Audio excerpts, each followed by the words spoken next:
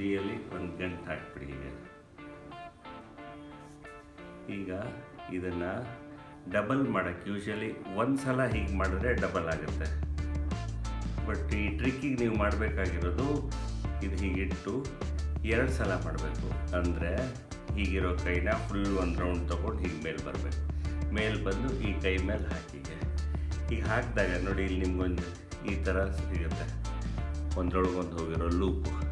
ಈ ಲೂಪು ಅವ್ರಿಗೆ ಕಾಣ್ದಂಗೆ ಕೈ ಇಟ್ಕೊಳ್ಳಿ. ಇದ್ರ ಪಕ್ಕದಲ್ಲಿ ಕಟ್ ಮಾಡಿಸಿ.